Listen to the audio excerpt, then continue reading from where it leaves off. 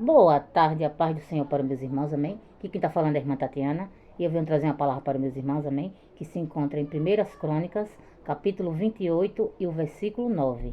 Primeiras Crônicas, capítulo 28 e o versículo 9, amém? Quem tem a Bíblia quiser acompanhar, meus irmãos, que diz assim: E tu, meu filho Salomão, conhece o Deus de teu pai, serve-o com um coração perfeito e com uma alma voluntária, porque esquadrinha o Senhor todos os corações e entende todas as imaginações dos pensamentos. Se o buscares, será achado de ti, porém se o deixares, rejeitar-te-á para sempre. Só até aqui, meus irmãos. O que Deus está falando para mim e para você, meus irmãos, nessa tarde, é que quando eu e você, meus irmãos, servimos a Ele, meus irmãos, com todo amor, meus irmãos, de coração, com excelência, meus irmãos, Ele sabe, meus irmãos. Porque tem muitas pessoas, meus irmãos, que estão na igreja, né? Servindo a Deus de qualquer jeito. E acho que Deus se agrada disso, meus irmãos. Deus não se agrada, meus irmãos. Porque você tem que servir a Deus de todo o coração, meus irmãos. E você tem que servir a Deus, meus irmãos, com excelência. Porque só Ele é merecedor, meus irmãos, toda a honra e toda a glória. Porque tem muitas pessoas, meus irmãos, que estão na casa de Deus e acham que pode fazer a obra de qualquer jeito, pode fazer as coisas para Deus de qualquer jeito. Mas não é assim não, meus irmãos. Porque Deus, Ele não aceita nada de qualquer jeito, meus irmãos. Porque tudo para Deus tem que ser perfeito, meus irmãos. Tudo para Deus tem que ser 100%, meus irmãos.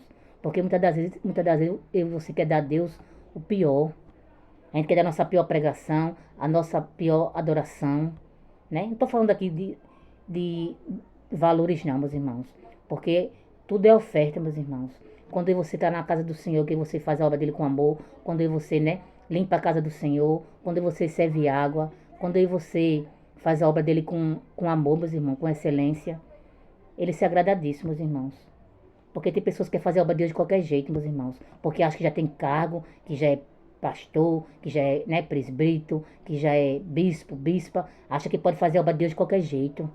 E acha que Deus se agrada, mas Deus não se agrada disso não, meus irmãos. Não é porque você tem título que você temos que achar que a gente, né, pode fazer as coisas de qualquer jeito para Deus, meus irmãos. Porque Deus não se agrada disso não, meus irmãos. Porque para Deus, meus irmãos, tem que fazer as coisas com excelência.